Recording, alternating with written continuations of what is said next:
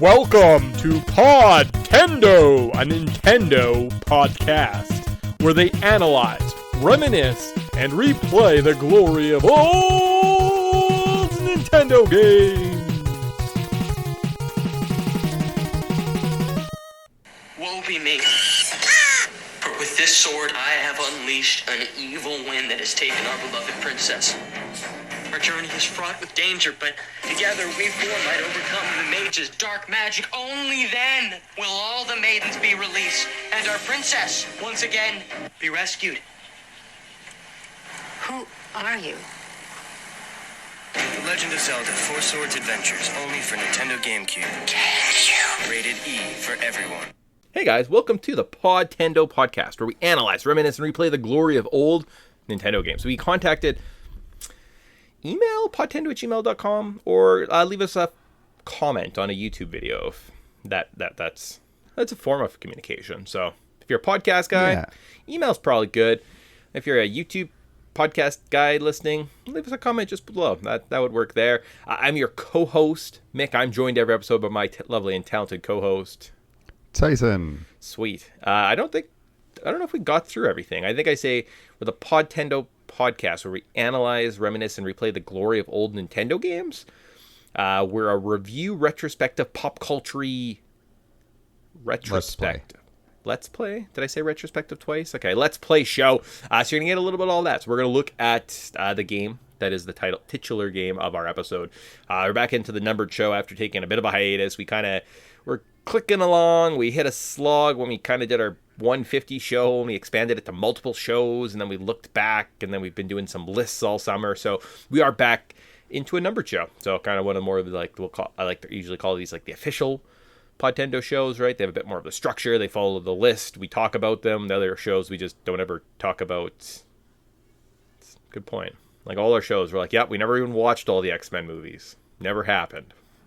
Well, yeah, we gave up on that. It was like we hit to that spot where it's like, do we watch a lot of these other we still watched movies? We still watched 7 of them. It was just like something, we don't talk about this.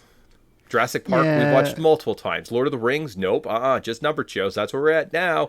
And today's even more special, because not only are we back in the numbered show, 150, we're kind of in that last little trudge, the last 50 shows down to our 200 countdown, and then I think we were like, we'll do something different, maybe. Maybe we just keep doing the same thing. Who knows? But more importantly, that's the word I was looking for, is we are looking at a Legend of Zelda game. It is our 2025, our 10th season, and we're getting into a Zelda game. Is it a good one? It's a Zelda one. So can Zelda really be bad?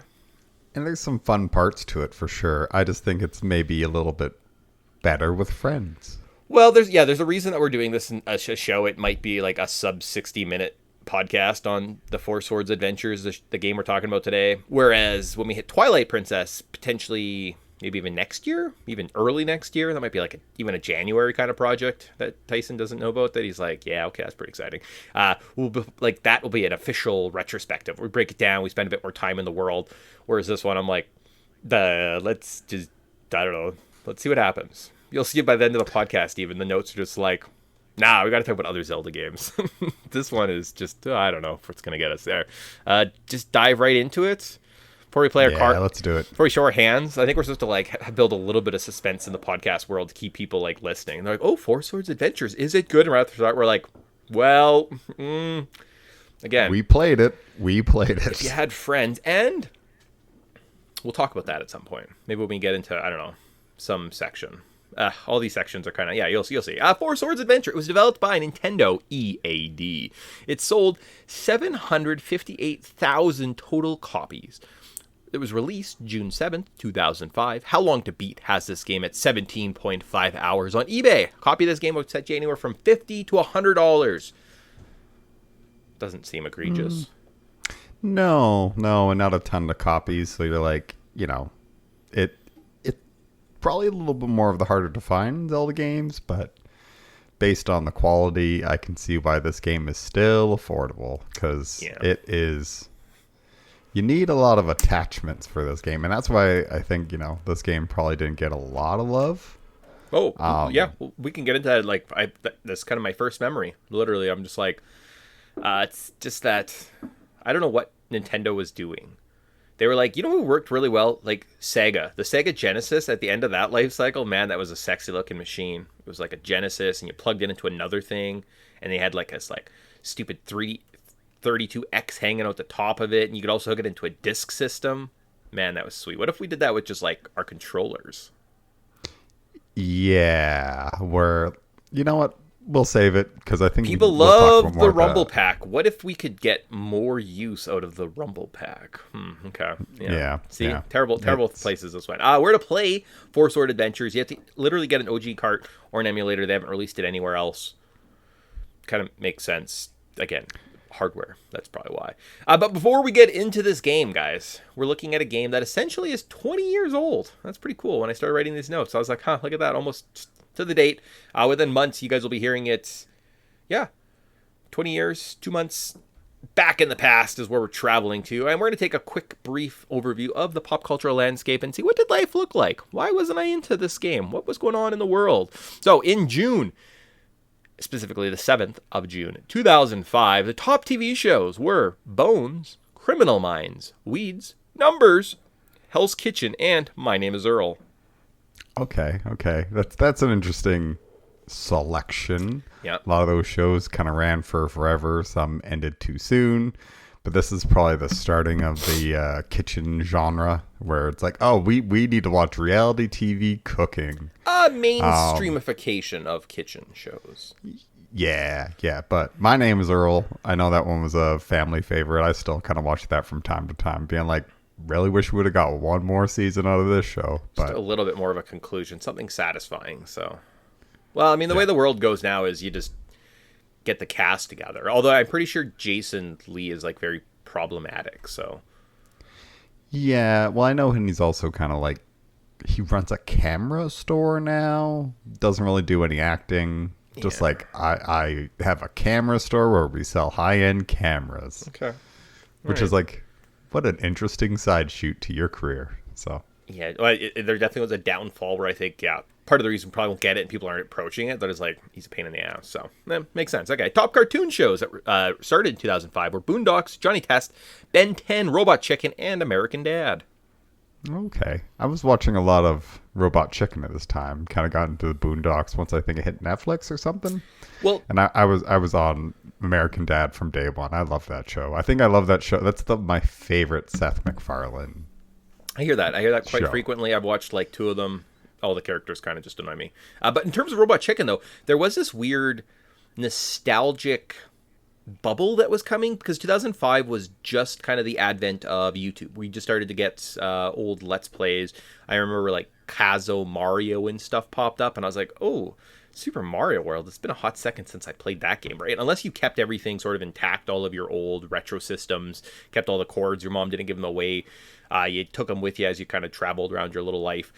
It was hard to get into, and they kind of fell apart and they fell away, and I don't know. It was just this vacuum that I think was being filled, or being early YouTube and Robot Chicken specifically. There was a point to the story. I wasn't just talking about Super Mario World, but this like nostalgia of, remember the He-Man toys? Yeah, you do. Or like, what if G.I. Joe was like dirty and had like poop jokes, but like the toys were G.I. Joe toys? Remember those? And everyone was just collectively like, oh god, I really want that helicarrier. That's a sweet toy. So I don't know, there was this weird like nostalgia tickle that Robot Chicken gave that I think beyond the jokes, it was literally just like, hey, remember Boba Fett? Oh, I love Boba Fett. Yeah, and I think even just the editing, like it was very, like now in the world of like the TikToks and the YouTube Shorts and the Instagram world, where it's like short, quick, bite-sized videos, they just like slam that into a 15-minute episode where you just were like, wow, I watched like 30 different small scenes. Sure. Yeah, 'cause exactly. They're all extremely short. So I felt like it's like, let's cut to a, robot humping a washing machine. It's like, now back to something else. So I feel like it was just kind of like that dopamine hit the show. Yeah. I don't know. Yeah. That's probably, I mean, especially in its like limited format too. It's a little bit off the traditional, what we'd call kind of network television, what worked, how we make it. So again, change. Movies that came out specifically in June of 2005, we saw Sisterhood of the Traveling Pants, Cinderella Man, Lords of Dogtown, Shark Boy and Lava Girl, Mr. and Mrs. Smith, Howl's Moving Castle, Batman Begins, and Bewitched. Well, there's some movies here. I mean, if you're a skateboarder, you watch Lords of Dogtown religiously, and we're like, this movie's good. In hindsight, it wasn't very good. Yes. I'm seeing Bewitched. I'm like, there was a remake of Bewitched. That's how much it stood out in my mind. I think the big movie here is Batman Kidman Begins. and Will Ferrell. Yeah, I seem to remember Will Ferrell being in it, but I'm like, I can't remember anything in this movie. It's probably really good. So I feel like it kind of gets lost in the sense of, I always think of Stranger Than Fiction. I kind of like that movie where the narrator just tells like Will Ferrell is going to die. And that's kind of what I want from this movie, but I don't think Bewitched gets you there. I imagine it'd be disappointing. But yes, anyways, Batman Begins. Yep, great movie. Christopher Nolan started the franchise or trilogy or whatever. It's like, this is probably the best movie in this bunch. So, Yes, it is. Oh, 100%. All the rest of these movies suck. They're terrible. Like, I can't speak for Cinderella Man and maybe Sisterhood of the Traveling Pants. Like, you'd be like that or Batman and probably Howl's Moving Castle. But I'll be honest with you, I've watched Howl's Moving Castle before. It's just kind of weird. Not a real big Studio Ghibli kind of guy. I'm like, I can appreciate the artwork maybe, but the storytelling, it's just, I don't know, odd. Yeah, it's not the best No. Studio Ghibli film. You want to watch that? Watch like a Princess Mononoke or like Spirited Away and My Neighbor Totoro, and you're good. Okay. You don't really need to touch this group. I'm sure there's some people who are like, how dare you? But it's like, it's not for me, man. I like anime, but this is even pushing it. Yeah, so. okay. And then finally, top video games released just in June of 2005, people. We have Digimon World 4, GTA San Andreas, Area 51, Batman Begins, Conquer, Live and Reloaded, Mega Man Battle Network 5, for all the Battle Network heads out there, and the Fantastic Four movie tie-in video game. Well, I think everybody was just playing some San Andreas. They weren't flaming on? Some Conquer. I didn't even remember that Batman Begins had a game. I didn't realize Mega Man Battle Network went all the way to 5. I remember playing the first one and like maybe the second one, and we're like, these are fun, but I'm over it because it's a card battler with some and then Fantastic Four. That's a sure. It was great. There was lots of clobbering time. Yeah, and Flame On, and some of I'm stretching around here. Nice. I don't know. I don't think he actually has a catchphrase. You can't see me. That was that's the Invisible Woman. So. Oh yes, yes, classic, and everybody knows that one. Yeah, that's a pretty good one. I've seen it on tons of T-shirts that like teen boys are wearing around. So big Sue Storm heads. Video games. Probably GTA San Andreas is definitely what people are playing. It was that summer. Yeah, that's fun. Yep. Cool. Yep. Yeah. All right. Now, when you do things quickly, I might have just copied a bunch of notes down. I don't even know what they say. I didn't read through these development details. That's what we're getting into next. Now that we know what the pop cultural landscape looks like after being back in June of 2005, and you're like, what were you doing then? I think I had to get a job because I was done high school at this point in my life. So, Shark Boy and Lava Girl I think I was doing that weird thing where I was like, oh, work is fun, and then I just slept all the time because I was like, man, working is exhausting.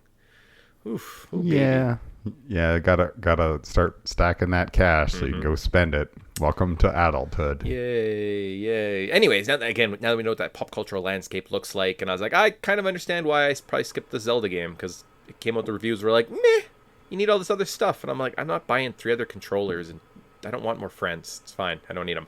We'll look at the development details. So at E3 in 2003, Nintendo showcased 2 Zelda games, which would use the Game Boy Advance connectivity, 4 Swords, and Tetra's Trackers.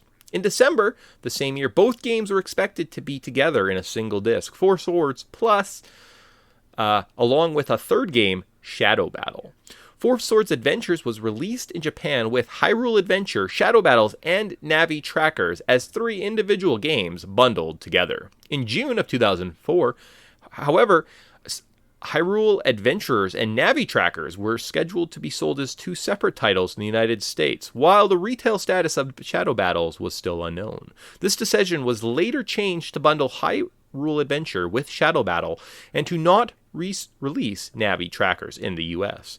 Despite the fact that the translation for the PAL version were finished in October, the game was not released in Europe until early January of 2005. A possible reason for this is that the game did not compete with the Minish, or would not compete with the Minish Cap for sales. Okay, all right. And apparently, so we got kind of like a hodgepodge of whatever the Japanese version of this game was. Neat. Yeah, they cool. were just throwing out some mediocre junk and be like, if we just release enough junk, people will buy it, won't they? It's got Zelda in the title. It's like, I'm glad we stepped. We're no longer in this area of like, here's 4 Zelda games in 1 year. Like, yeah.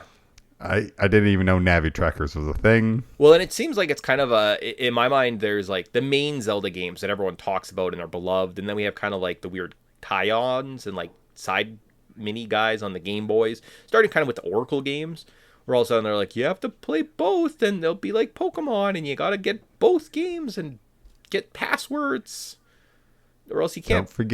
Don't forget the attachment cables in your GBAs, everybody. Why are these games not selling? I wonder why. Yeah. Oh, you don't have 3 Game Boys to play with these 3 games, right? It just seems kind of like a build on with that, right? Where we're getting kind of our 4 swords on the Link to the Past release on the Game Boy Advance, where you need a cable cord with 3 other Game Boy Advances and copies of the games so that you can play this one little side game with your friends. Isn't that fun?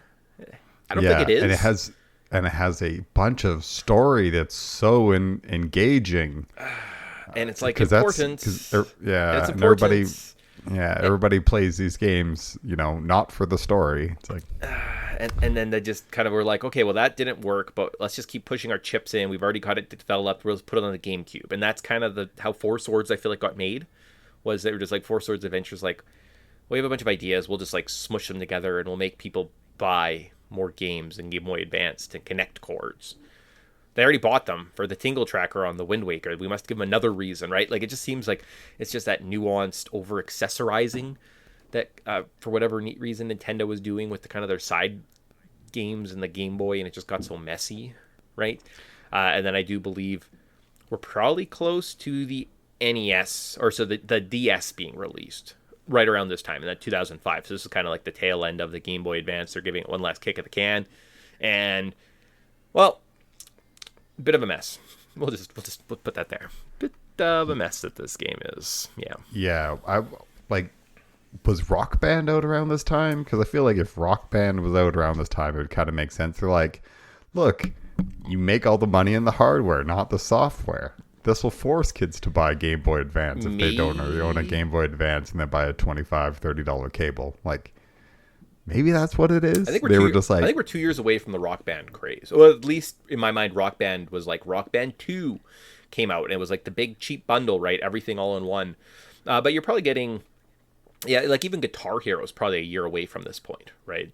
So that kind of comes out with the advent of the DS, I think a little bit past that. So probably 2006 onwards. But again, it's just that, we did that. We did stupid accessories for our video games that they sit and collect dust and we give away, and then they sell for $100 later, and then we give them away kind of thing. And ongoing just weird peripheral. Go to your local game store and you go to the discount bin and it's like, here's all these single game accessories. Want plastic in your house, kids? Mm-hmm. Have this accessory that works with one game that's massive. Please take it. Like the Mario Kart wheel. Remember how people couldn't play Mario Kart on the Wii without the wheel? Like, that was an essential. That has so many people saw that. They're like, oh, we had to buy the wheel for the game. Otherwise, how do you drive? Yeah. How do you drive? It's just like a little stick. You don't need the wheel to visual. Well, my car has a wheel. Well, I think they made that game with being like, well, if we make the motion tracking terrible, people will feel like they need to buy the wheel because it will make the game playable. But it's still not playable because it's a motion tracker. Yeah, it's still kind of just a mess. Okay. It's still terrible. It's like that's the way we're gonna make money. Make terrible games and sell accessories. Also, why I didn't just include weird peripheral or like peripheral saturation as our cultural significance in the show, because it kind of felt like it might come up organically in our conversation of this game. Kind of organically. Now that oh boy, I don't even know what we got with the development details. Like, they didn't even talk about Four Swords Adventures. So obviously, No. like, what the hell Navi Tracker is, what is, like, it's stupid. Terrible notes. I found those this morning and I wrote them down and I was like, okay. I don't think we're going to get very far in life, but... I feel like it shows where Nintendo's head was at. We're just going to fart out a bunch of games that are kind of mediocre. Yeah. But if you put out enough of them, we'll sell them. And you're like, hence why this game didn't even sell 1 million copies. And at this point, like, 1 million copies is kind of like pretty easy to hit. Well, and like just based on the dates I'm reading too, right? As we're kind of jumping around, it goes over the course of 2 years. It is released in Japan, and they kind of hold off at least a whole year before releasing it here. They're getting like different versions for the European release. So they were just obviously had a bunch of content from Four Swords, maybe. I don't know. They had a team working on something, and we're like, we'll make it work at some point. It won't make anything we smudge all these elements into feel disjointed at all. It'll be cohesive. It'll be great. It'll be Four Swords Adventures. And the controls of Four Swords Adventures. Oh, baby. You can control Link.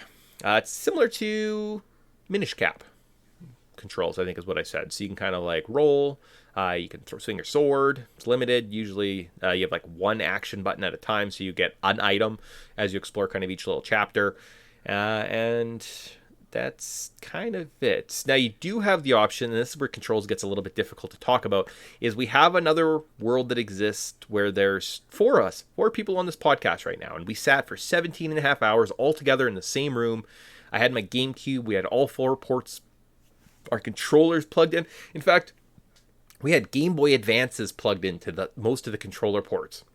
So when we were playing the game, and we switched to like a lower level, or we switched to the Shadow World, the game would actually pop up on our each individualized Game Boy Advance. It was an awesome, cool experience. We played through these kind of fun arcadey levels.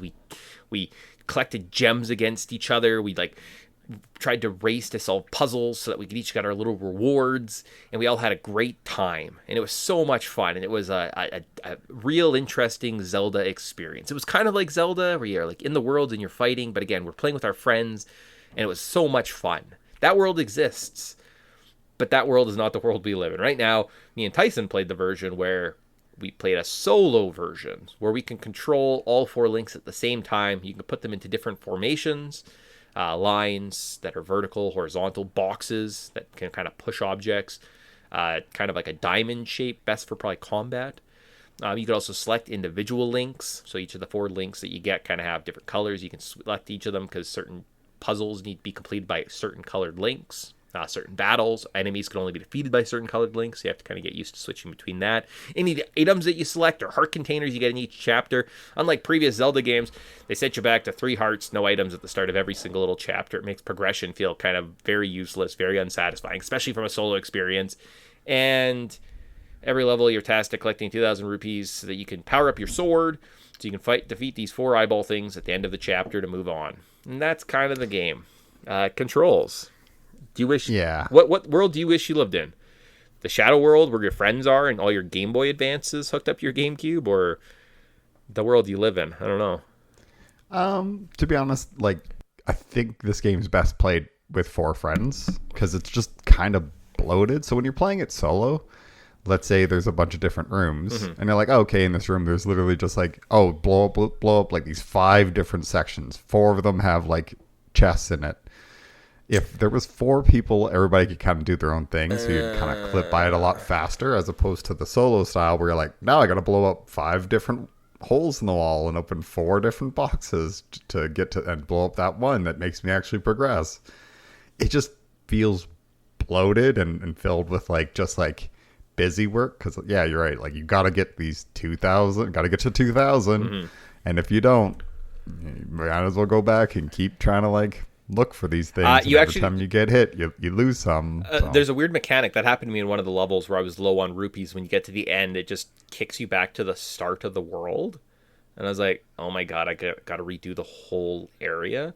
But essentially, it just lets you collect fresh, so all the challenges is reset, and then once you get to the 2,000, it kicks in, sends it to the end, and then you kind of complete the level. So it's there's a workaround if you don't get to 2000, but essentially if you don't have 2000 you can't beat a level. So but like Tyson said, yes, it is definitely a bloated, unimaginable experience. As we talk about the level notes, we might get to a point where we're just like, we're just going to talk generally what each area looks like and maybe like a part we liked, because every temple is awful.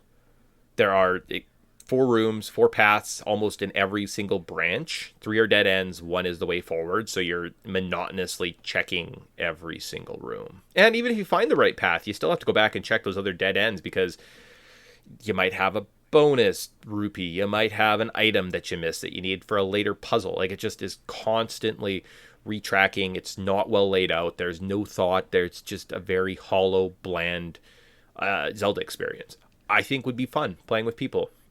I was, just before we recorded this, packing up my GameCube. I've got 2 controllers sitting there. I'm like, I feel like I could probably get a 3rd controller.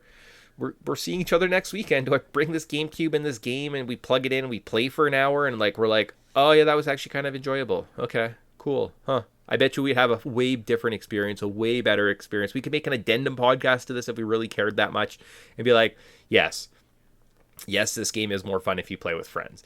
But we didn't, so I think we're probably both had similar just hollow experiences, right? Like I that's how I would describe kind of just my thoughts and feelings on Four Swords Adventure was, don't, like, if you haven't played it before and you're a Zelda fan, you're fine skipping it. If you have a bunch of friends and you would like to play a fun multiplayer experience, play it. I bet you have a great time. But in terms of just what you get from it, it's like, okay. Yeah. It's very boring by yourself and just like filled with busy work and grinding. And you're like, this is what I want in my Zelda game. Boring, busy work. Yeah. But I mean, it's one of those things as part of the podcast experience. Part of what we're doing on Podtendo is we're kind of going through. We're getting all these experiences. I probably would have skipped this, right? If it was just left at my devices, going back and playing all these Zelda games, I'm like, I just don't play these ones. I don't know why, but I just haven't got around to it, right? It seems like it's too big of a hurdle.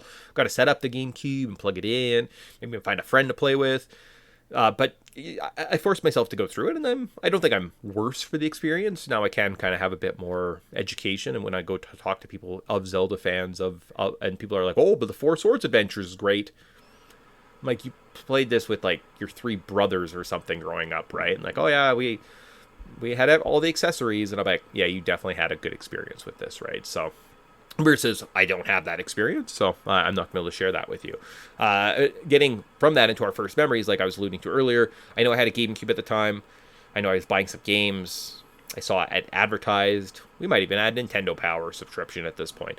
Well, no, probably not. Probably a little bit too late. But I just skipped it. I skipped it because I didn't really like the peripheral abundance that was going on at the time, right? There was tons of little games, tons of stuff that was being, you have to buy this and that and this, and I just was really wanting just the basic, like a memory card was almost too many accessories for me. A memory card and a controller is what I need to play on my game.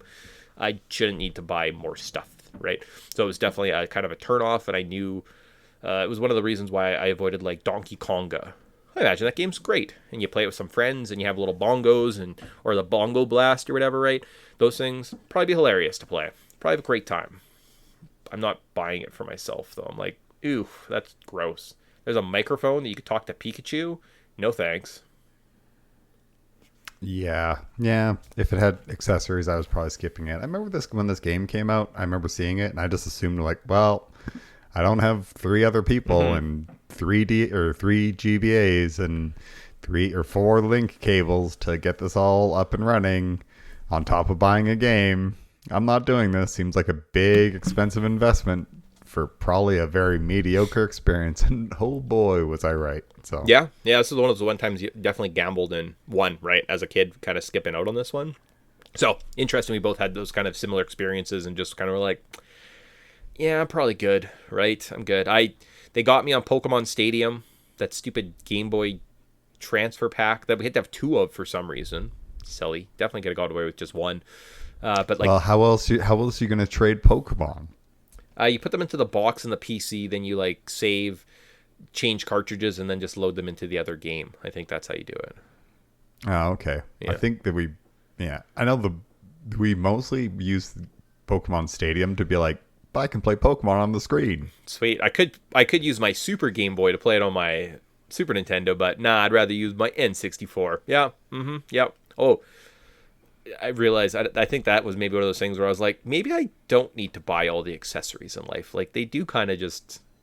It's actually less convenient because now I have to sit closer to the television. Well, at least with my Game Boy, I can, like, sit on the couch over there. Not only that, Yeah. but then you don't block the whole TV, and people have to like, oh, you're just battling Caterpies because you want your Charmander to have Ember before you fight Brock. Oh, that sounds like a fun 45 minutes, kid. Stupid kids. Yeah. Yeah. Okay, all right. Not very fun.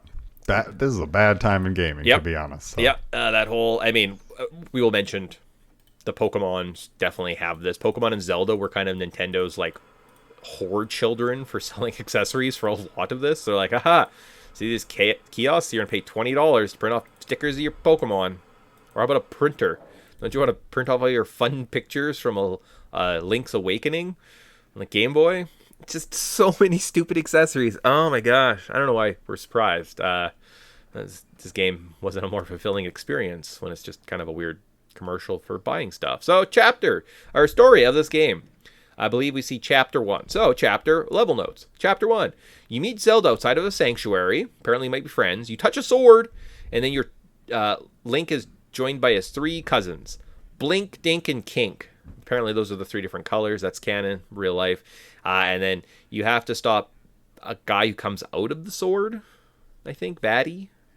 Yeah, another appearance of Vaddie, because, Minish Cap's right around the corner, and we're going to push Vaddie, because he's an important character that's going to stick around for many, many years. Oh, I didn't even consider that they were the same people. I could have went back and listened to our Minish You Cap. don't need to. My Minish Cap lore and knowledge is probably a little weak. I probably could have went back and listened to that podcast at least in preparation of this. Nobody cares about Vaddie. I don't think Nintendo even cares about Vaddie. He's like, hey, I'm a villain. And you're like, wow, glad you're here to just fill in the gap. And then in the last 10 minutes of the game, Ganon's going to show up because he was really the villain the whole time. I don't even think he don't makes do this. it Just get rid of this character. Who cares? Yeah. It should just be Ganon. He'll clean up the story a little bit. I feel like they were just like, no, but we need Vaddie because Vaddie's cool. He shows up in 2 games and never again, and is basically forgotten to time. I was like, I don't think he's a Smash guy. Well, maybe he's one of the side characters because I have everybody in the last Smash Brothers game. But I don't think he even makes it into... Oh shit, what was the other experience I was going to mention, and now it's gone. It doesn't matter.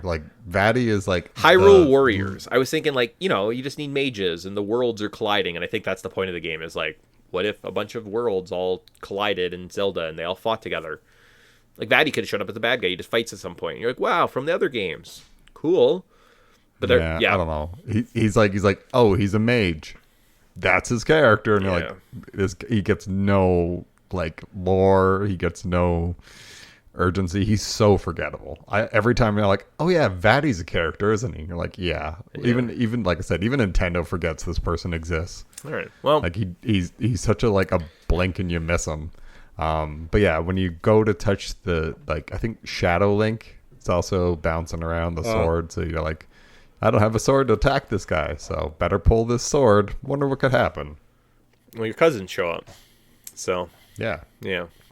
Basically. So that was chapter 1. Chapter 2 is 1.2 Lake Hylia. So now we are tasked at doing something. I think we have to stop a Vaddie, and he's around the world. Not really sure. There was lots of talking. Essentially, I think we're rescuing 6 maidens and Zelda so that we can stop the bad guys. Hooray! So we go to Lake Hylia, where we travel around a field and a river system. We gain a fire rod, and we can burn some guards before battling a big knight. Cool. How about the Cave of No Return, 1.3? We travel around a cave and we push some blocks. They have different colors, different shapes. Oh, baby, better know your colors and shapes. And then number 5, or level 1.4, is Hyrule Castle. So we explore the castle, we fight some guards, and finally we fight Phantom Ganon. Yeah, I mean, I guess, so this game presentation-wise, it's actually kind of fun. When you burn a bit of grass, the whole grass will burn and all the gems will pop out, and you're like, wow, this feels fun. I'm having a time here. And then it just kind of keeps repeating. Yeah. And you're like, I'm starting to lose a little bit of the the fun here. But after we beat Phantom Ganon, who's usually one of the first-ish bosses, we get the Blue Maiden, I want to say. Oh God! So that's cool. That's cool. We're like, yes, maidens. Yes. Yeah. They're gonna have a big part of this story, not just be like, we exist, collect us all, finish the game. So well, I honestly even forgot that I was collecting maidens, and like about halfway through this game, like, oh yeah, I guess I have like 4 of them or so. Yeah. Uh-huh. It's kind of like a blink and you miss it, because I'm just like, get to a story part and you're like, there's barely nothing to this story. I'm just going to skip a lot of this dialogue. So well, that's the thing. And like, there's no sense of urgency at the beginning, at least in A Link to the Past. Yes, it's the exact same story. I mean, it's very similar to A Link to the Past. This game actually looks almost exactly like A Link to the Past. It uses the same sprite design, the same general world, the same kind of shapes. And you're like, this is a good game. And I don't like when bad things remind me of better games. I'm like, I kind of want to just play A Link to the Past and skip over this game.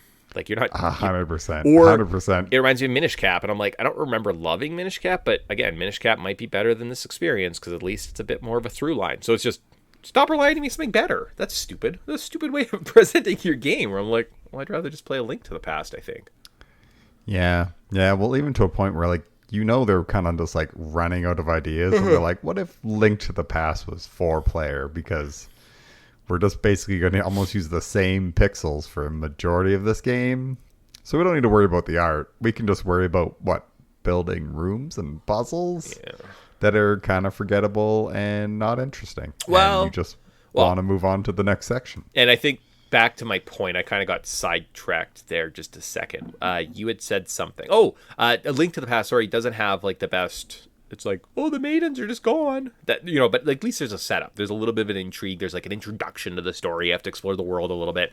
Whereas this, it does just kind of feel like, maidens, go find them. Go. I feel like there's more character development, and in this game, it's like, what's the character development? Nothing. Literally none. There's 4 links. Zelda's here. There's some maidens, and Vaddie, who I couldn't tell you a thing about his motivations. He's just here being the villain. It's like, none of these characters have like depth. The story of this game is just play it. Yeah, it's a thing, and literally there is no depth or growth or progression, because if you find an extra heart and you go from 3 hearts to 4 hearts, even 5 hearts, or you find an item, you reset right back to the beginning in the next chapter. So it's literally inconsequential, and you're like, okay.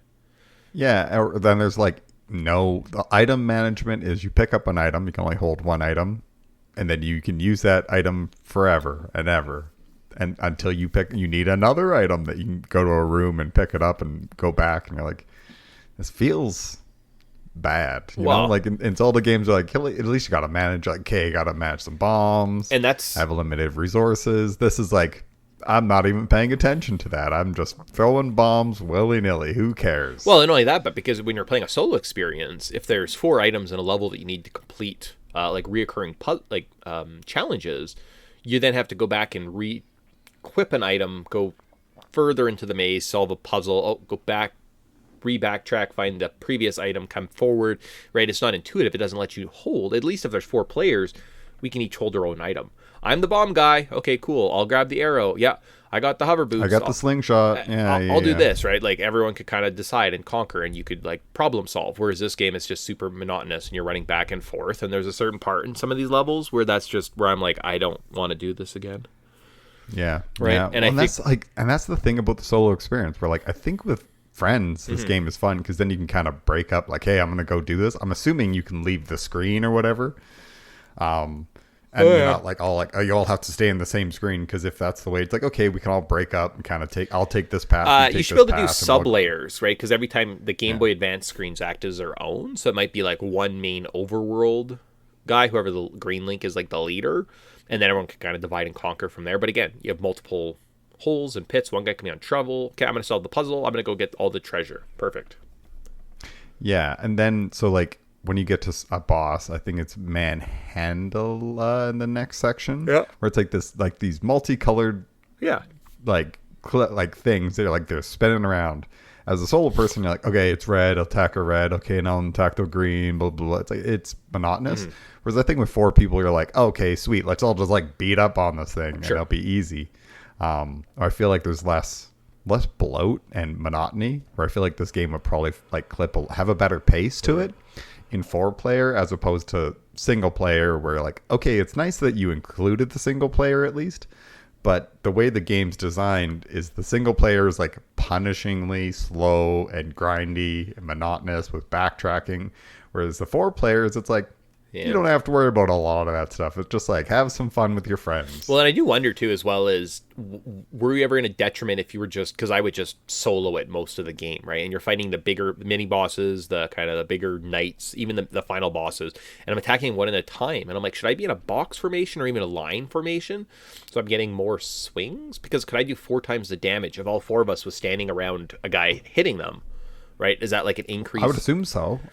So I'm like super limited. It's taking me 4 times longer to deal damage unless I'm hitting the right formation. If you let's say you're in the box, it's taking twice as long to do damages. Yeah. Or like, let's say, because I know some of the later bosses, you have to like drop down into a section and like use like a cannon to shoot you up. You know, like if there's 4 of us, that kind of like gives us 4 shots at it, as opposed to like, oh, missed it, try again. Yeah. Oh, missed it, try again. Oh, missed it, try again. It's like, oh, there, got it. It's like, I feel like the 4-person version of this game is fun. Yeah.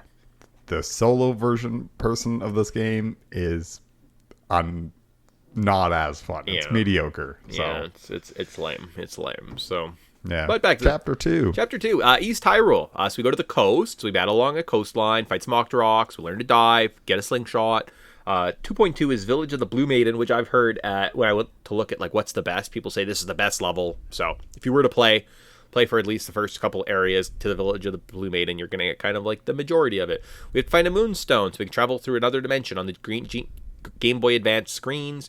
You have to use a Pegasus boots, find 4 clues, get a shovel, get a note, get a book before we can end the area.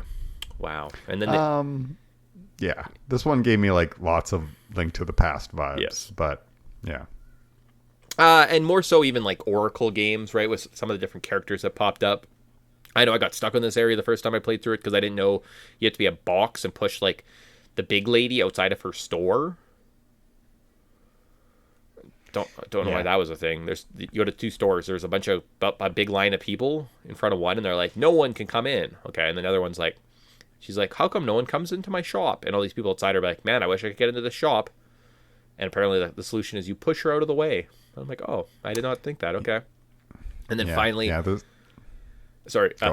up in the Eastern Temple where we get to solve some rooms. We get an arrow to build a bridge, and we fight some stone Argus. It's a rock eye ball thing. Cool. Yes. Yeah. Yeah, kind of forgettable. Like again, you're starting to feel like, oh, there's a lot of enemy variety, which is nice, but it's just kind of like I don't really care about enemy variety that much when the gameplay is boring and monotonous, and I spend the most of my time just being like, oh, there's a gem, better go get it because I gotta get to 2,000. Or else. The individual overworld levels. The coast, nothing great. The Village of the Blue Maiden, awesome. Every single temple is like the worst thing. Because just branching paths. And like, oh, you didn't check everything? Dummy. Well, and you need the bombs like, now like at you the have end. to like, okay, I'm gonna get the weapon. It's like you have all the weapons. You just need to pick them up. You need to open these chests so you can get some gems, and the gems just like you don't feel satisfied by it. But anyways, we defeat the boss, get the Yellow Maiden, get a little bit of dialogue, go to Death Mountain. That's the next section. Go to Death Mountain. Chapter 3. Bye. So we make our way up the path. We jump off a cliff. We get destroyed by some Cyclopses, and we fight a knight. On the second chapter, we go to Mountain Pass. So we have to put up some fights, light some ropes on fire, move a house, so we climb on top of the mountain and fight the Helmarok King. And then finally, we go to the Tower of Flames. We navigate past some fire bridges, spinning fire, and fight some Dodongos. Yeah, the flame mechanics in this game is fun. Like the house that you're pushing around has these 4 like flame throwers shooting off it, and you're like, this is fun because it's burning the grass and it looks cool. But that's about it. There's a bomb puzzle where you gotta throw some bombs and they like light up these different like things. And as a single player, No. hopefully you don't mess this up. What are they? Fuses. Yeah, fuses. Fuses to Thank you. cannons, yeah. My only other note here was those Cyclopses. You go into this one path where, I don't know, there's 50 Cyclopses. When they grab you, they drain 300 rupees from you, and then they just toss you. And the next guy grabs you, and basically you end up with no gems after this fight. What the hell? Oh, and like their animation of them, like just wailing their arms, and you're like, well, I'm glad we had lots of character variety because the animations are terrible. Yeah, they're pretty bad. But afterwards, the fight, you're down to nothing. You kill a bunch of them. You collect some rupees. The next couple screens, there's so many big gems to collect. You get to 2,000, no problem. So I was like, oh, okay, well, at least they counted for that. That's kind of fun. But I was curious to see more of hordes of enemies, right? I'm like, the GameCube is not a most powerful machine, but it's better than the Game Boy Advance, the Super Nintendo. You're right. We should be able to have hundreds of sprites, right? That's where I'm expecting where we're going. One of the first opening levels, you have this horde of guards come at you that you have to kind of burn with your fire rod, which is satisfying. Here we have tons of Cyclopses. And I'm expecting that the rest of the game. I'm like, man, we're going to see so many enemies, and it's just going to be hordes and hordes. They're going to do so many things and push, and I don't know if there's literally another horde of enemies the rest of the experience. They may show up a couple times, but they're like, it's so like not up. You blink and you miss it. Who cares? Yeah, maybe after chapter 7, but I played like up until chapter 7, and I did not see the mechanic again. It's just like they forgot. Huh? Weird continuity. It's funny. Chapter 4. Yes, we save another maiden. It's a different color now. Yep. Could be anything. Tyson doesn't know. I just closed my tab. Okay. I can tell you. No, I'll get on to chapter 4 though. We go near the field. So we must ride a horse. Again, weird. Best part of the game. Yeah. Best part of the game. Weird mechanic pops up. Apparently ride a horse. Never happens again. You push some logs, kill some gomas before fighting a ghost. 4.2 is the swamp. You have to jump, and then you get a bow and... Yeah, I didn't seem that rememberable. And then 4.3 is we infiltrate of Hyrule Castle. We have to sneak past some searchlights, get thrown in jail, get around the lights, and solve some puzzles before fighting someone, probably solving a maiden. Good times. So the first one you fight the shadow blob. The second one is where the ghost. You got to light little like things. Yeah. Yeah. It's fine. I think this also introduces us to the mechanic where Shadow Link will pop up and he's throwing these giant bombs that will blow up the whole screen. So you got to like hide in a cave, wait for it to blow up and go back out. Because you know what this game with monotony and grinding needed?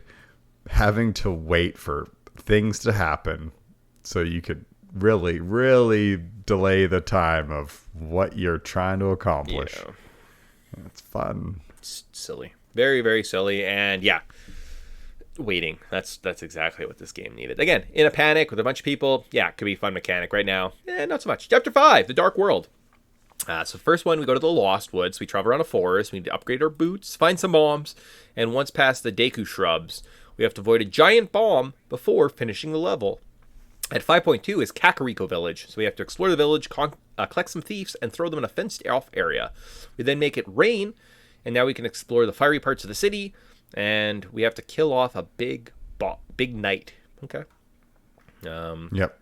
Skeleton guy. Yeah. Stalfos. And we're collecting gems or something as we kill some of these big guys. And I'm like, man, it powers up our sword even more. No, it's just needed for something else. Yep. Super rewarding where you feel like this is where like the slog of this game really starts kicking in solo where you're like, I'm doing the same thing again. Yeah, the worlds are different, but I'm not having fun anymore. So. No, and then, so at this point, I'm feeling that with Tyson saying, I'm like, ugh, my God, this game is just like, I get it.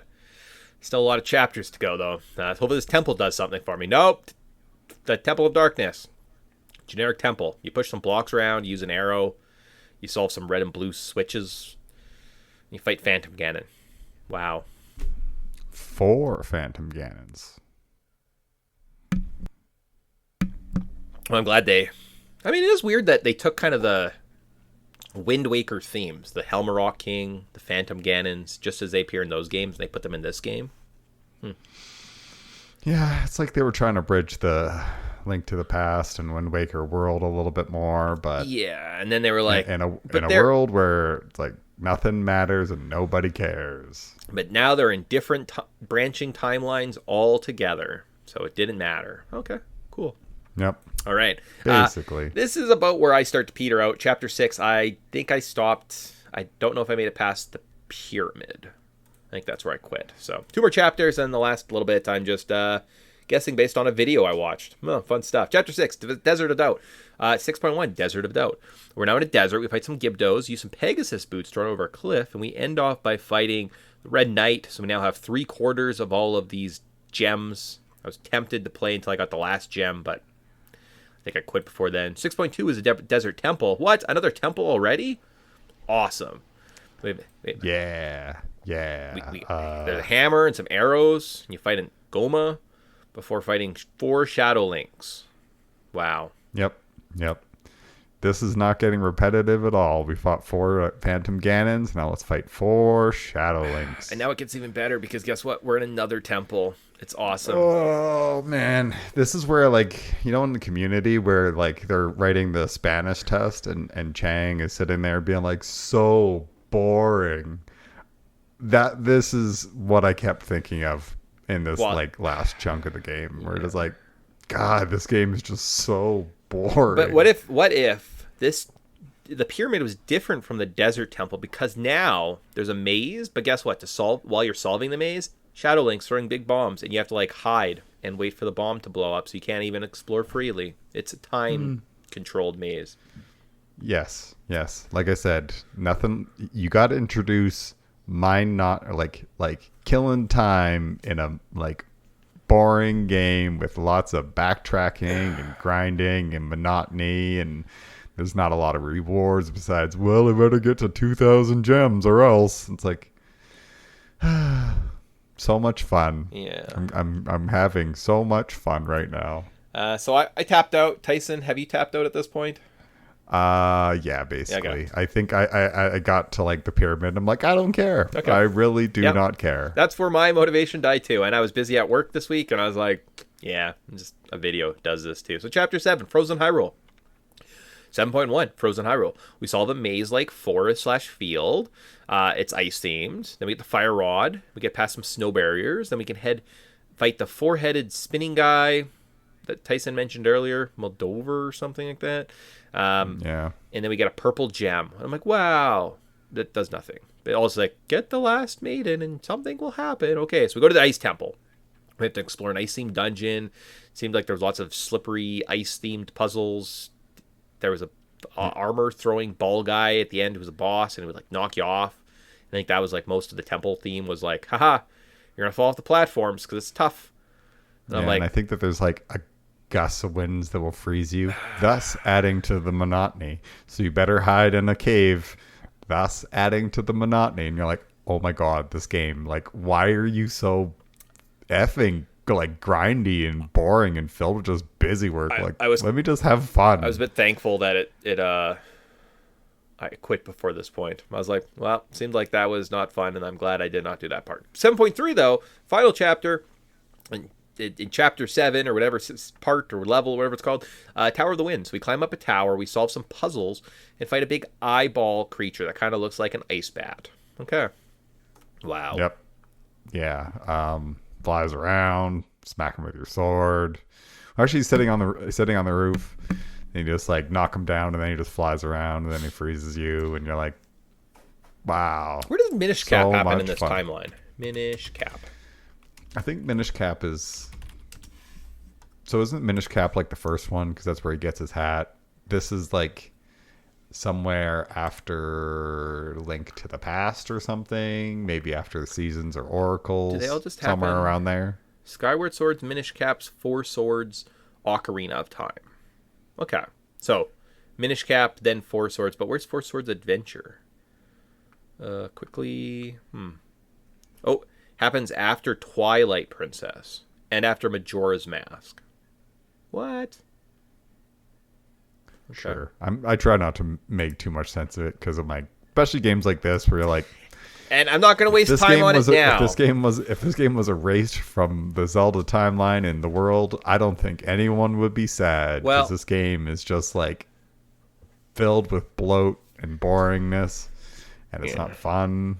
And it's like solo. This is like a grind, and you need a bunch of useless attachments. Like if I would have spent good money on this game when it first came out, I would have been so choked. I think it would have like really hurt my fandom of like the Zelda franchise. Sure. And I'm so thankful I just like skipped it, pretend it just doesn't exist, because this game like just doesn't need to exist. It's not fun. You're like, sure, there's some puzzles, but the puzzles are broken up between monotony, grinding, and backtracking. The story is not even there. Who cares about Vaddie? Who cares about these maidens? I guess Ganon's a thing later on, but it's like, cool, I'm glad he's here for 25 minutes of this game. Wait. And we're going to pretend like he mattered at all. Oh, that's why it takes place afterwards, because of Ganon's inclusion as the main guy. Because technically Literally. Ganon wouldn't exist until Ocarina. Oh, yeah, okay. All right. I mean, I guess that kind of makes sense. Sure. Chapter 8, Realm of the Heaven. That's right. You didn't think you're going to heaven, but apparently we're in heaven now. So 8.1, Realm of the Heavens. We explore a heaven-themed area. We fight a decent amount of difficult enemies. It seemed like every screen was just crawling with more challenges. Great for the end of the game. I didn't want to do that solo. I was like, maybe it's something you do with friends. Fight some mini-bosses, solve some color puzzles. We fight a level 2 to Dongo. In 8.2, we see Dark Cloud, so we fight through a side-view, 2D perspective, cloud-themed area. We climb up, avoid some big bombs, solve a spike puzzle, and finish off with some big knights. And then finally, we're in the Palace of the Winds. Not just the Tower of the Winds, Palace of the Winds, guys. Remember your Minish Cap lore? Yeah, you do. It's time for the final challenge, and we have one last generic, poorly laid out, complicated, monotonous, that's Tyson's favorite word apparently today, dungeon to conquer before fighting, obviously, Ganon. Pig Ganon from Link to the Past, because he's the end. He's going to kill us with his trident. Who was the villain all along, didn't you know? Because who cares? Even the game that has Vaddie in it doesn't care that Vaddie's in it. See, A Link to the Past is before this in the timeline. That's why it's after Twilight Princess. Okay. I'd have to pull it up. I'm too late. I can't be bothered. But yeah, there's some wind, blows you around. There's like some puzzle changing things where like you have to use like, it's like a tile system where it will change colors, so you better use the right colored Link, which I'm sure is fine if you're doing it solo, but when you're like in a group but solo, not like having time-based puzzles in a solo game where you got to switch characters, and then it's I'm so happy I quit before then. It's like this game, I don't need to finish it, I don't care. And then the Ganon fight didn't even look all that interesting. Has a couple stages. The first one, he's like shooting lightning beams, and if he hits you, sends you into a dark realm. Then you got to beat some Stalfos. Then you come back out, and then and then he starts like using his trident in like a swooping attack where like will spin and fly around the arena. Which I'm like, I'm sure this before people would be kind of like chaotic and like crazy, but as a solo person, you're like, Yeah, exactly. Kind of looks like monotonous and kind of easy. So again, there's that word again. Monotonous. But with Ganon destroyed and locked away by the 7 maidens, Link returns the 4 swords and returns to his green state. Dink, Link, and Kink are out of here. And he goes away with Zelda. The end. Wow. That was the ending. His cousins go back to Inside the Shadow Realm. I don't know. to Low Rule. Oh, it's a different game. Yeah. Essentially, there you go. That was 4 Swords Adventure. Wow. Starting off show 151 with a real bang here, guys. Current thoughts. This game gets old very fast. It definitely could be better multiplayer experience. I think we both iterated that. If you did like this game because you played it with friends as a kid or something like that, or even just played it solo because you wanted to get better so you could play against your friends, right? I bet it had to have had that multiplayer influence for you to say that this was a great game. I've heard it was skippable. Somewhere along the line, someone in the Zelda community, some YouTuber said, this game is kind of fun. It's like an episode of the week, and it's like mini adventures with Link. It's a lie.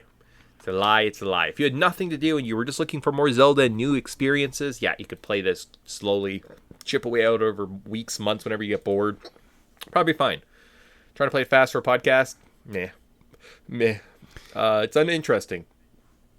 And then, yeah, the last couple levels, basically after I quit, after that pyramid, the last, like, 6 levels looked pretty bad and just overinflated and cheap and not fun. And I don't think I would have had a lot of fun trying to complete this game. So luckily I stopped where I did, and it kind of gave me, like, a positive, the game's not terrible, versus had I sat and grinded to the end, I'd probably be like, I hate this game so much. It's awful. So I'm glad I didn't get to that point. Yay. Yeah. I think, like, solo, it's terrible. There's some fun spots, but it's broken up by repetitive stuff, a lot of unsatisfying collecting. This game feels like a mobile game. Yeah. Like, it's just filled with busy work and nothing feels satisfying. Whereas I feel like with multiplayer, yeah, it could be fun. Instead of playing like a Mario Kart or a Mario Party or something, you go like, well, let's have a little adventure. And I could see the value there. But as a solo game, just skip it. Unless you have 4 friends to play this game, just skip it. It's really not that interesting solo-wise. And it's just filled with like so much bloat and monotony. It's just like irritating to play and get through solo. Yeah. But I think multiplayer, yeah, you could have some fun with it. So if you have a good experience with this, it's probably because you played it with multiplayer. I don't think playing it solo would be fun, which is why I can see like a lot of YouTubers when they're playing through this game, they're like, no, we pulled some friends in on this one. And you're like, yeah, I can see why you're doing that, because this, like, doing this solo would be just insufferable. Yeah.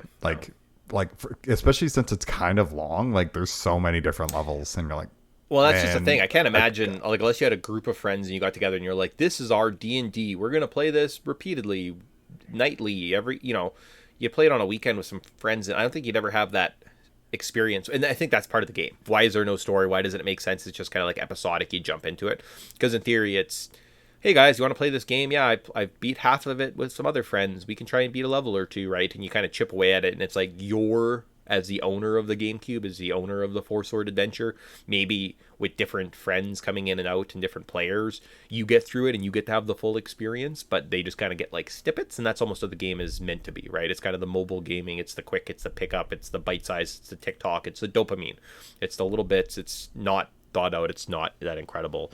So in terms of what would I change to make this a solo Zelda game, all of it. You couldn't do it. It's just, no, actually, if you gave me a new hat, if I beat a level and I got a new hat and I could dress my guys up in cute little costumes, then it might be better. Yeah. That's literally the plot of, what's the Zelda? There's like a Triforce Heroes. Okay. Yeah. It's literally, That's there's 3 links. It's meant is. for multiplayer, and when you unlock levels, you get cute little hats, because it's like the fashion world. So. Yeah. Huh. I would probably skip that one as well. I'm like, I don't know. I play Zelda games because the gameplay's fun. Yeah, but I like when my hat joke like happens in real life. It's funny, you know. Yeah. It keeps coming back. You know what? That Malibu Stacy episode from The Simpsons. You're like, but it's got a new hat. Well, true to life. We need it. True to life.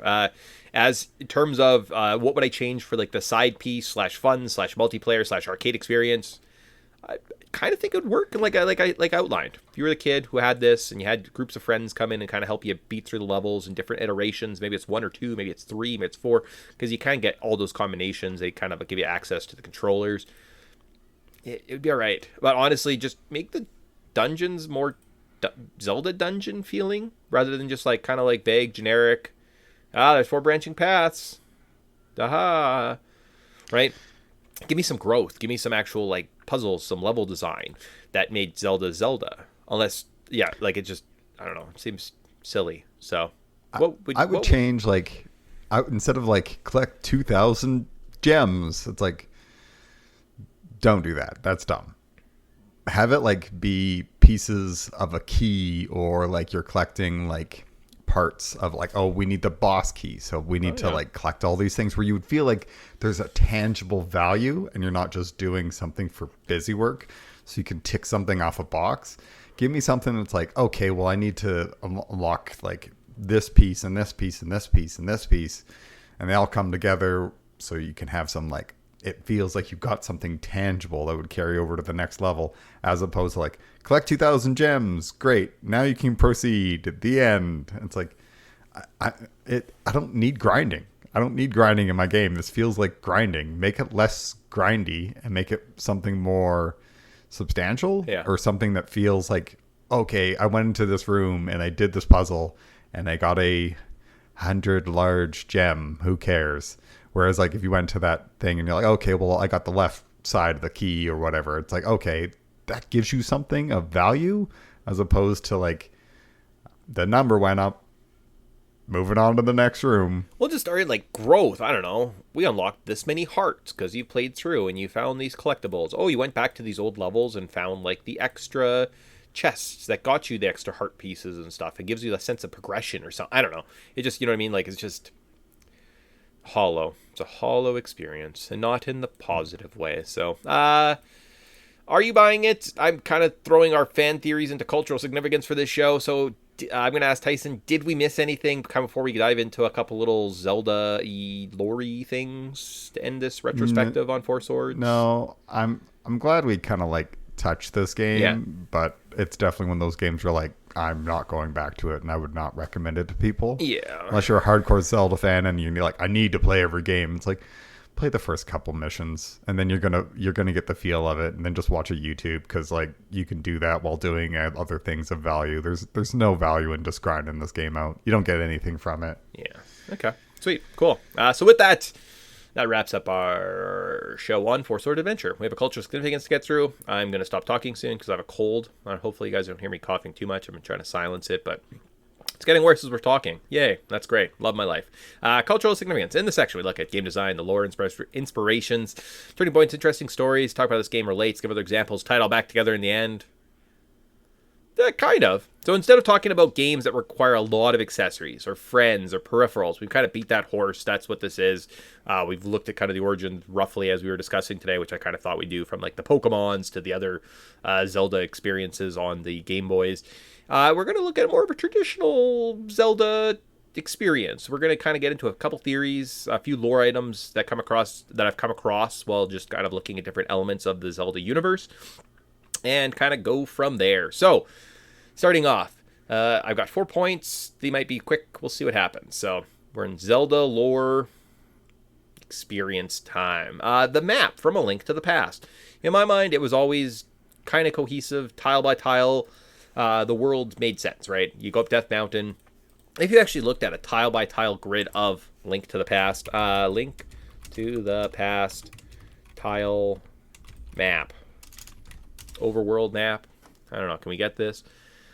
There are some weird cutouts that don't quite make sense, right? So if you kind of look at how Death Mountain is just kind of overlaid onto the rest base of Hyrule, it doesn't actually fit. It kind of looks like it's above. It's a much greater distance, kind of, rather than just being right above the sanctuary, right? That one screen up.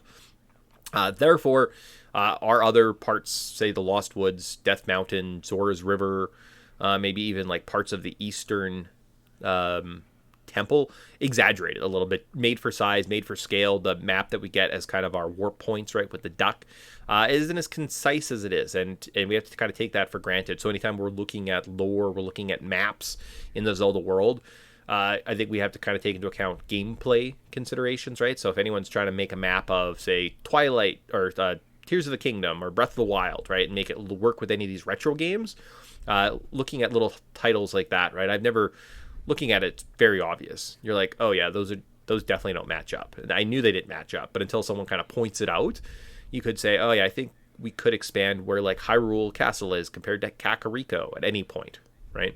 Expand any of the fields, because they are very game limitation dependent.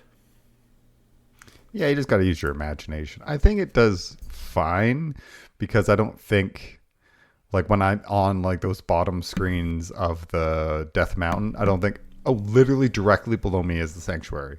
Yeah. You think like, oh, it's a video game. So you kind of put that, like, you're like, okay, sure, it's a little bit far away. Maybe it's further down. You use your imagination. You're like, okay, there's a rock cliff. We're just kind of on a trail. They're just laying out the trail, everything. There's some forest or some more mountains or some rocks that aren't passable. filling in the gaps. But on like a game, yeah, it's all just kind of connected. And they just did it in a big old square. Whereas I think if they were going to do that nowadays, they would probably just be like, it'd be more like disjointed. Whereas like they just put it in a large square and they were like, there you go, have fun. So you just use your imagination. Okay. But if you're using that as yeah. cold hard fact of right above the sanctuary or the graveyard has to be, say, Pinnacle Rock has to be, the temple has to be Turtle Rock, right? Whatever kind of landmark you're looking for, you do have to take into account that the game does change. It's not just a complete 1-to-1 ratio with the map, right? Some things can be exaggerated, and that can be explained. Some inconsistencies in the timeline. So just food for thought on that one. Okay, how about our second point? So Four Swords works on the Switch Online. I don't know. Googling it. I don't It says yes, but I don't know. You almost have to like troubleshoot it. Yeah, I haven't been able to figure it out because one time I was on there and I was like, I don't know how to invite someone. Maybe that's it. We both have to be on at the same time. Yeah, it says for local and online. Well, local would make sense. Local would make more sense. Like I load it up and I can have kind of my 4 controllers. We all bust it out when we play.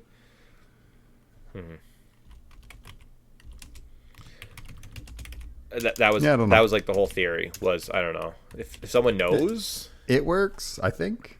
Maybe. At least 2 to 4 each have their own copy of the Switch console, a copy of the game, which is included in a link, and a online subscription with the expansion pack. Oh, so I think you still need your own console. So even if we were local, it looks like we might still need to like link it up. That's silly. Makes sense. Okay, all right. Last 2. These ones actually may be better. The first 2 are just some fluff. I didn't want to just talk about 2 points. I wanted 4 points. I really hope that those 2 points you're like, wow, you put a lot of work into this. The purpose of the water temple. I don't think we ever got to this. I was watching a YouTube video just this last weekend. And did we ever... I think we talked about a little bit when we did our Ocarina of Time retrospective, how the Forest Temple, right, in the adult timeline, it's kind of a narrow maze. It's almost like kind of some type of fortress against villains. They have kind of this narrow entrance, a good place to kind of like funnel troops. And essentially, if you kind of follow the temple all the way down, you get to what looks like the same plateau that the sages hang out in the Sacred Realm. So potentially some type of connection with the Triforce of the Sacred Realm. And it's like a well-hidden access point, right? I think we kind of came to that conclusion. Death Mountain, we enjoyed. We thought it was just essentially the inside the Pinnacle Rocks, right? Some old temple from some ancient race. It wasn't made by the Gorons. It was carved by some finer stonemasons that could kind of make straight lines. And it was probably used for some type of religious purposes to honor Volvagia, maybe who's some type of like spiritual being of fire. The Shadow Temple, we believed, was some type of torture device connected with kind of like the bottom of the well that the Sheikans used to torture their enemies, right? Laid at the steps of Death Mountain, right? Oh, how fitting. Why did they call it Death Mountain? Well, it's because the Sheikans were like a very torturous tribe. And then finally, the Spirit Temple was a goddess of the sand. It was built for the goddess of the sand. There used to be an ancient river. They'd float stones. They built it. Those are kind of the purposes. Did we ever come up with a purpose for the water temple? Not sure. Okay. What are the 3 goddesses again? Nairu, Foror, and Din.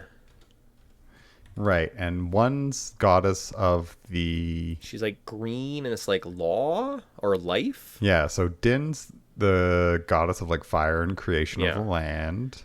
And Nehru's goddess of wisdom and law and order, often linked to water and heaven. Okay. And then Foror is courage, associated with life, nature, and the creature of all living things. So maybe it's like a place to worship Nehru. So the theory and like I heard that I kind of enjoy is if you, similar to say the path that you can kind of essentially trace out, say to the bottom of the well, right, up through the windmill, through Dampy's grave, into the graveyard, into the Shadow Temple. Like it's almost kind of a path. There is a path that if you went from Jabu Jabu, right? So outside of Jabu Jabu, there's this big pond. There's these 4 pillars. You kind of follow this big, essentially big tunnel, big walkway past where the king sits, past another big tunnel, down a waterfall, into a teleportation device in Zora's River that pops you out where? In Lake Hylia. Where? Almost directly into the water temple, where again we see 4 more pillars similar to those outside of Jabu Jabu. And if you follow that, it leads essentially into the water temple. If you think about the water temple, the enemies that exist inside are likes, slime-like creatures. They're fishes. They are like urchins, right? They're bugs. Things that you think naturally would just live in a world, like in a wet, damp cave, an ancient temple of sorts. And then the temple essentially resists around a puzzle of you lowering and raising water by using Zelda's Lullaby, right? So again, not an evil thing, not something created by Ganon. And then finally, the final challenge is you overcoming your dark self, a reflection of Dark Link. So could it not be said that it's potentially some type of spiritual Zora coming of age trial? Maybe it's meant for like the protector of the Zora royal people, where it's a trial. Can you solve the challenges of the water temple, the different levels, the different little puzzles, and then finally come face to face with yourself? And if you are pure of heart, you come battling with essentially the evilness inside your heart to overcome it, to prove that you are a true Zora. Getting the hookshot gets you to the final kind of like little chamber room, which yes, has a weird blob guy. That's probably an evil creature of like Ganon, right? Where otherwise it's probably like more of like a spiritual looking like restorative bath. So maybe that's where like the princess, once you've kind of completed your trials, or the prince or the caretaker, you go and you bathe in like the spiritual holy water and become the king or the queen or the Rudo or King Jabu Jabu, the god's keeper. So the purpose of the water temple might actually be an ancient like Zora training ground. I mean, I could believe it. Like the Zoras, you think of the races, like the Gorons seem kind of ancient. Zoras kind of seem sort of ancient. Humans kind of seem like the newer race on the block. Mm-hmm. So maybe in like the height of the Zora life before humans, there was like it had a more bigger significant, and it's just been around for forever because it's kind of like an ancient thing where maybe that trial hasn't had such relevance in recent years. But if the Zoras are an ancient race, maybe early, like during the height of their civilization. Yeah, I believe it. So I'm digging it. Sweet. Cool. Awesome. So I like that one. I was like, I never had that. I was like, I don't know what the water temple is. I'll get back to. I finally got back to it. So take that. Ocarina of Time retrospective. And then finally, my last point, it just kind of came to me. I don't know if I've heard this anywhere else. I'm going to talk this through, and then I think we're done for the day. So the horrors and the implications of what happens in the Fallen timeline. So if you're aware of the timeline from Zelda, I mentioned it a couple times, tried to do it organically, so it came up just as we were talking about. Haha, you fell for it. There are a breaking point on Ocarina of Time where we have the adult timeline, the child timeline, and the timeline called the Fallen timeline. So the adult timeline obviously is all the events happen, Link goes back in time, there is no Link in the future, and bad stuff happens. Child timeline is he goes back to a child, Majora's Mask happens, and I believe Twilight Princess happens, because again he fails, Ganon returns. The Fallen timeline is anytime you die, Ganon wins. Okay, so we get a couple games off that. But do you not at one point in time have the ability to travel through time? Right? In Ocarina of Time? Isn't that kind of like the point of the Ocarina?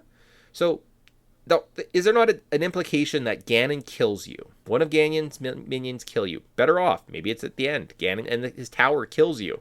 You just die, leaving this very powerful, dark, evil wizard with time-traveling capabilities. You now have the Ocarina of Time. He has the ability to reset time. He could play the Song of Time. Remember in Majora's Mask, it goes doo-doo-doo-doo, and it resets backwards in time? What if, like, a dark, evil king had some ability to, like, reset time, to play around with those elements, to see how future events play out and affect them? Is there not, like, a really terrible, horrible, dark, desolate world where somehow Ganon, one of the Ganons that kills the hero of time, acquires time travel powers? And could that not be like universe breaking for the Zelda timeline? It absolutely could. I just think I think it's not just the song and the ocarina. I think it's also like the Temple of Time, and only the hero of time can access that location. I don't know. To me, I'm sure there's some workarounds for it, but yeah, the implications if he could, it's like, yeah, he becomes all powerful and everything's going to be ruined for forever. And maybe that's what happens in a couple of games. So, well, and I was thinking, like, with them trying to now kind of beating around the bush and saying, I think officially Tears of the Kingdom and Breath of the Wild are in a different part. It's their own timeline. It's kind of their own thing. And fans are like, no. You have to put it in the timeline, guys. That's what we've been working towards. I feel like Zelda, like, Nintendo could very easily say, oh, when Ganon had the Ocarina of Time under his control, he created a whole other universe. Oh, okay, cool, right? And that kind of gives you any kind of almost branching pathway. And we can almost, like, reset the timeline to any way we want, right? Make it cleaner. Obviously, games that are kind of, like, directly related go in this timeline, but instead of Four Swords Adventure that we're just kind of, like, smush in here, no, it happens over here, or it happens back in time, or, you know, it happens right after Four Sword Adventure. How do they know about Ganon? Oh, because Ganon might have developed time travel powers, and he was, like, traveling around. So it involves in a world where he went back in the past, and it's like Four Sword Adventure happens in the same time Four Sword would, but what if Ganon went back and was, like, Pig Ganon before then or something? I don't know. Something to think about. Again, be careful when you're playing with time travel. You just arbitrarily make, just anytime you die, there's a timeline, because that creates a big mess. And, like, time traveling Ganon does seem like it's bad.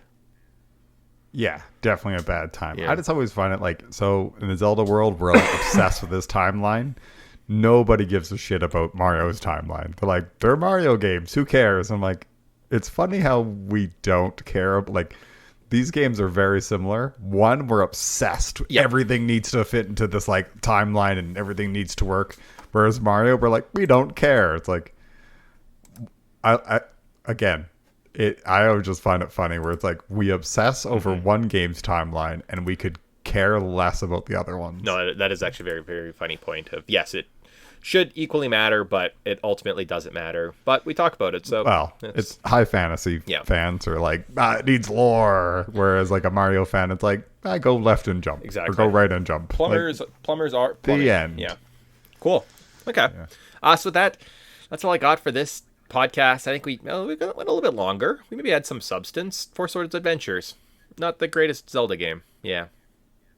No, it's more interesting to talk about the world of Zelda and the lore of Zelda. We could have had a play Four Swords Battle Royale. Could someone have beaten the Four Swords guy? Yeah, probably. He's not very strong. Everybody. He sucks. Well, he never gets better. It's like every time you fight him, he'd only have 3 hearts. Oh, yeah. Okay. And he would have to only have one weapon, where everybody else is like, let me pull out my 80 weapons for this. And it's like, I brought the slingshot. And his sword like, isn't even powered up getting wrecked. until you get to 2,000 gems. So. And it's not like a 4-on-1. Yeah. And even then, it's like, I'm taking every other Link over this chump. Okay. All right. There you go. Four Swords Link, you died. It's too bad. But we're going to keep going. We got another top 10 list coming out and another show in September. Good times. But for now, I think we'll say bye. And see you guys in a couple weeks, yeah? Yep. Bye. Bye now.